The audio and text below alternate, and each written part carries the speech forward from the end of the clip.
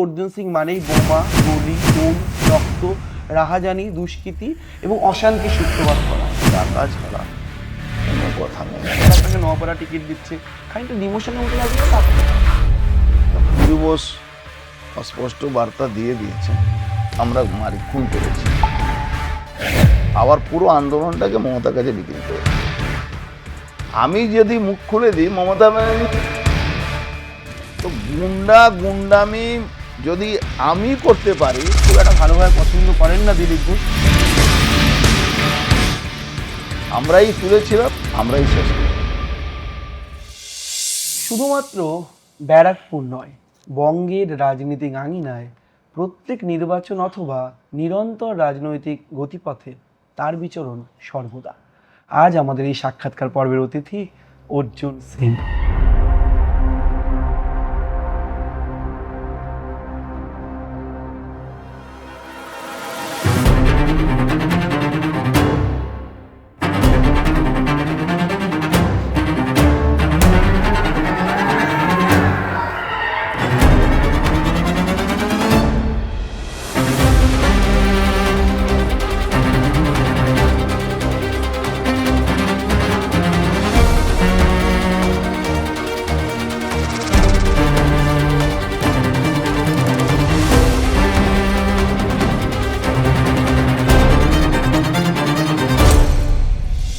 এবারে যে লড়াই, আপনার একেবারে মাঠ, নিজের খেলার মাঠ, ব্যারাকপুর, জগদ্দল, ভাটপাড়া সব কিছু পেরিয়ে নোয়াপাড়া চলে গেলেন। নোয়াপাড়া আপনাকে দেওয়া হলো টিকিট।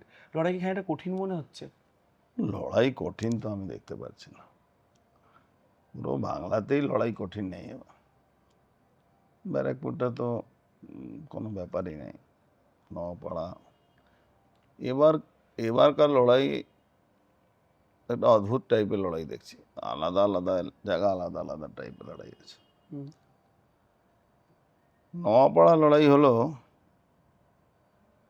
এমন একটা লোকের বিরুদ্ধে আমাকে লড়তে হচ্ছে, যে লোকের বিরুদ্ধে সরাসরি তার সরকারি ওই চাকরি বিক্রি করা কেস করেছে ছিল যারা, তাদেরকে আমাদের হাত দিয়ে তৈরি হয়নি। এখন ঘটনাক্রমে অনেক জায়গা পেয়েছে, কিন্তু যারা জায়গা পাওয়া যোগ্য ছিল তারা সেই জায়গা থেকে এমন একটা লোককে নিয়ে বসানো হলো। এটা প্রমাণ হয়ে গেল কি এই পার্টিটা একদম প্রাইভেট লিমিটেড কোম্পানি হয়ে গেছে, যেখানে টাকা ছাড়া কোনো কথা নেই। মমতা ব্যানার্জি মিথ্যা কথা বলেন, এটা প্রমাণ হয়ে গেছে। মমতা ব্যানার্জি ভোট নেওয়ার জন্যে মানে যেটা না করতে হয় সেটাও করছে। একজন মুখ্যমন্ত্রী এই ধরনের যদি বয়ান দেন কি 1 সেকেন্ড যদি আমি ছেড়ে দিত 12 থেকে 13 বাজিয়ে দেবে একটা কমিউনিটি, এইসব নিয়ে ইন্ডাস্ট্রিয়াল এলাকা ধ্বংস হয়ে গেছে।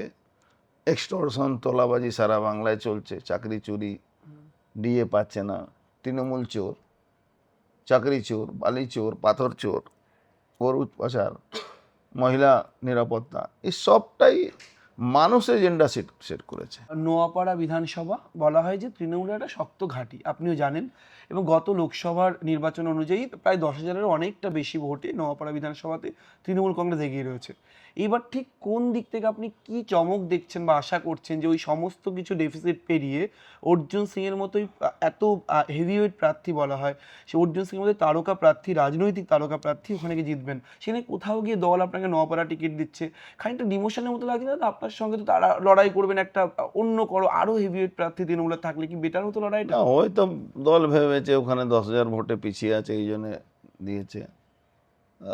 দেখুন, ব্যারাকপুরের লোকসভা ইলেকশনে বা সারা বাংলা যে ইলেকশনগুলো হয়েছে, লোকসভা ইলেকশনে যদি নিরিখে ধরেন, তাহলে লোকসভা ইলেকশনে 1,75,000 ভোট, ভুয়া ভোট বাদ হয়ে গেছে, অলরেডি বাদ হয়ে গেছে। বিজেপি কর্মী ফলস ভোট বা বুথ দখল করতে পারে না, এটা সরকারি দল করতে পেরেছিল। ভোট ছিল তাই ছাপ্পা ভোট পড়েছে, ভোট না থাকলে ছাপ্পা ভোট পড়বে। ইলেকশন কমিশন বলে কিছু ছিল 2024-এ, মানুষ দেখতে পারেনি, প্রত্যেকটা বুথ দখল হয়ে গেছিল। সুবিধা হবে এসআইআর ফলে? এসআইআর জন্যে ফলস ভোট, ভুয়া ভোটার দেওয়ার যে সুযোগটা, সেই সুযোগটা আর তৃণমূল কাছে নেই। মঞ্জু বসুদের যে লেগাসি, পারিবারিক বিষয়, তার স্বামী ছিলেন, তারপরে তিনি একটা সময় একটা বিরাট লেগাসি রয়েছে মঞ্জু বসু। সেই মঞ্জু বসু মমতা বন্দ্যোপাধ্যায়ের ধর্ণা মঞ্চে তাকে অপমান করে নামিয়ে দেওয়া হলো বলে তিনি দল ছাড়লেন এবং তিনি সাংবাদিক সম্মেলন করে অভিযোগ করলেন যে মমতা তাকে অপমান করেছেন। এই মঞ্জু বসুর এফেক্ট নোয়াপাড়া বিধানসভায় কিভাবে কাজে লাগবে বলে আপনার মনে হয়? অস্পষ্ট বার্তা দিয়ে দিয়েছেন। উনি, মমতা ব্যানার্জি ওনাকে টিকিট দিতেন না, পছন্দ ছিল না, সেটা একটা আলাদা জিনিস, কিন্তু যেভাবে ওনাকে অপমান করা হয়েছে এটা উনি মানে অ্যাকসেপ্ট করেনি, বা ওখানকার ওনার যা সমর্থক যারা আছে, যা ওনার সঙ্গে দীর্ঘদিন রাজনীতি করেছে বা ওনাকে সামনে রেখে যারা রাজনীতি করেছে, তারা অ্যাকসেপ্ট করেনি। এর একটা ইফেক্ট তো নিশ্চয়ই দেখা যাবে। সিপিএম বামেরা কতটা এফেক্টিভ হবে নোয়াপাড়া বিধানসভায়, তার কারণ আপনার বিরুদ্ধে যিনি বামের প্রার্থী তার নাম গার্গী চট্টোপাধ্যায়। গার্গী দিয়ে লোকসভাতেও লড়েছেন একটা সময় এবং আপনি জানেন আপনার বামের তরফ থেকে তিনি প্রার্থী হন। এই লড়াকু গার্গী ঠিক নোয়াপাড়াতে কতটা এফেক্ট হবে বিরোধী ভোট কাটাকুটি বা বিরোধী ভোটের ক্ষেত্রে? বিজেপির প্রার্থী হিসেবে কি খানিকটা লস হতে পারে আপনার, মানে বিরোধী ভোট যদি গার্গী চট্টোপাধ্যায় দিয়ে খানিকটা চলে যায়? কারণ তৃণমূল অভিযোগ করে যে রাম বাম একযোগ হয়ে নাকি ভোট করায়, বিরোধী ভোট নাকি সব রাম বাম হয়ে যায়। এখন বাম দান সবাইকে এক করে, আমরা তো দানের মধ্যে পড়ি না, বামর মধ্যে পড়ি না, আমরা রাষ্ট্রবাদী মধ্যে পড়ি। আমরা না বাম না দান, কিন্তু আমরা সতর্ক আছি। এই যে বামপন্থী ভোটগুলো বিগত লোকসভা ইলেকশনে একটা 1,09,000-10,000 ভোট এখানেও পেয়েছিল ব্যারেকপুরে, 2,34,000 ভোট দমদমে পেয়েছিল। এটা নিয়ে আমরা সতর্ক আছি। আমরা মানুষকে বুঝাতে পেরেছি কি এরা বকলমে তৃণমূলকেই মদত করছে, বামেরা। বামেরা। মমতা ব্যানার্জি অতি বামকে সমর্থন নিয়ে উনি ক্ষমতায় এসেছিলেন, সেই কিষণজিকে প্রকাশ্যে ওনার ভাইপো বললো কি আমরা খুন করেছি। এরপরেও এই বাম অতি বামরা শুধু নিজের ধান্দার জন্যে তারা নিজেকে বিক্রি করে দিল।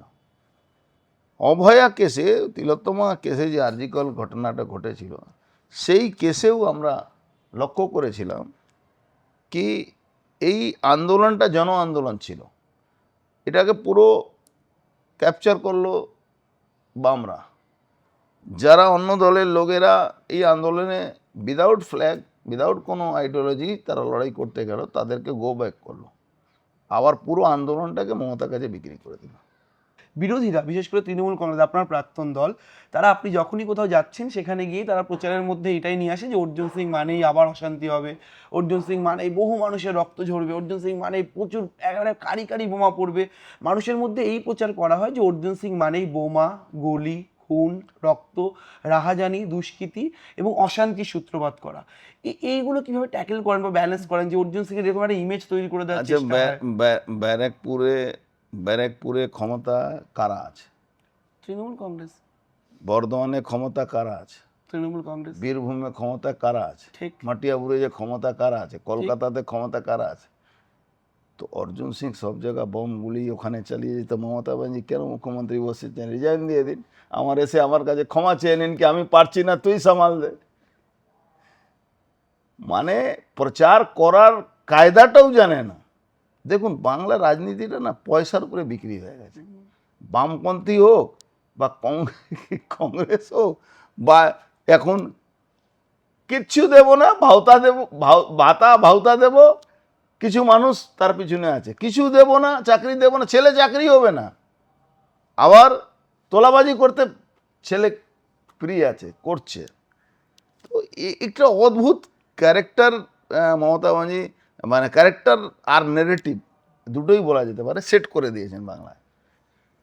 আমি করব না কিছু, আমি শুধু তোলাবাজি করব। শ্যামনগর থেকে ব্যারাকপুরের মধ্যে 400 ফ্ল্যাট খালি আছে, কেউ কেনার লোক নেই, আমি কলকাতা ছেড়ে দিলাম।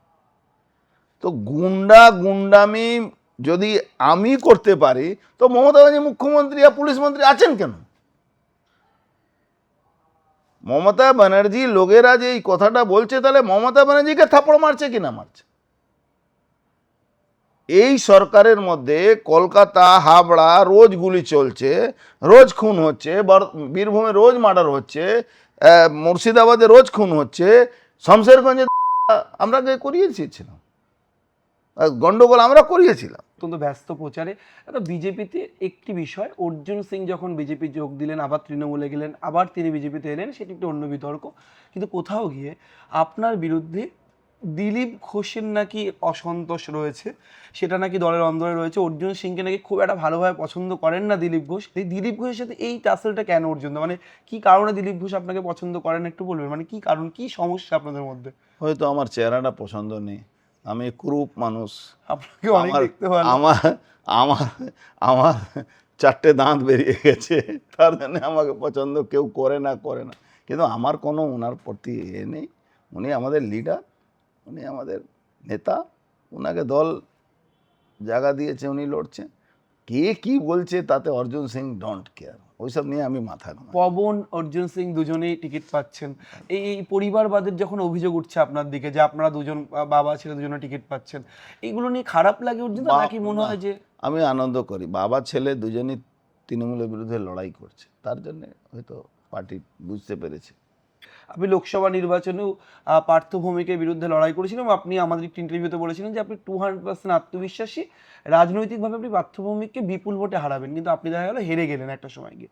এবছরও আপনি নিশ্চিতভাবে আপনাকে বিধানসভায় দাঁড় করিয়ে দেওয়া হলো। চ্যালেঞ্জেস কি কি? মানে একটা তো পলিটিক্যাল একটা চ্যালেঞ্জেস থাকে, আপনার কি লড়াই চ্যালেঞ্জ? চ্যালেঞ্জ আমাদের কোনোদিন পার্থভৌমিক নেই, আমার চ্যালেঞ্জ আছে মমতার সিস্টেম। মমতা ব্যানার্জিকে এই সিস্টেম আমরাই বানিয়ে দিয়েছিল। মমতা ব্যানার্জির ক্ষমতা ছিল না সিপিএম বিরুদ্ধে লড়াই করা। যে 10 জন লড়েছিল তার মধ্যে আমিও ওয়ান অফ দেম, আমি, শুভেন্দু অধিকারী মতন লোকেরা মমতা ব্যানার্জি বানিয়েছিল।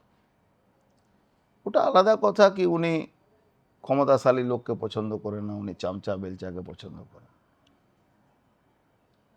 তো আমরা আমাদের মতন লোকেরা যারা মমতাকে ক্ষমতায় এনেছিল, আমরাই মমতাকে সরাবো, আমরাই তুলেছিলাম, আমরাই শেষ করব। তার মধ্যে পার্থ মতন লোকরা ছিল না, এরা সব মানে ভালোতে ভালো আছে, লড়াইতে এরা নেই। মানে অর্জুন সিং বরাবর স্ট্রেট কাট, তিনি প্রত্যেক প্রশ্নের উত্তর দেন এবং প্রত্যেক মুহূর্তে চূড়ান্ত আত্মবিশ্বাস নিয়ে বলেন তিনি আছেন, তিনি থাকবেন এবং তিনি ভবিষ্যতেও দেখাবেন রাজনীতির খেলা কাকে বলে। এখন দেখার 4 মে নোয়াপাড়া থেকে সত্যি সত্যি এক সময় সাংসদ, দাপুটে সাংসদ অর্জুন সিং বিধায়ক নির্বাচিত হন কিনা। ক্যামেরায় সুমন দাস এবং ত্রিদীপ বন্দ্যোপাধ্যায়ের সঙ্গে রমেন দাসের রিপোর্ট, সংবাদ প্রতিদিন.in।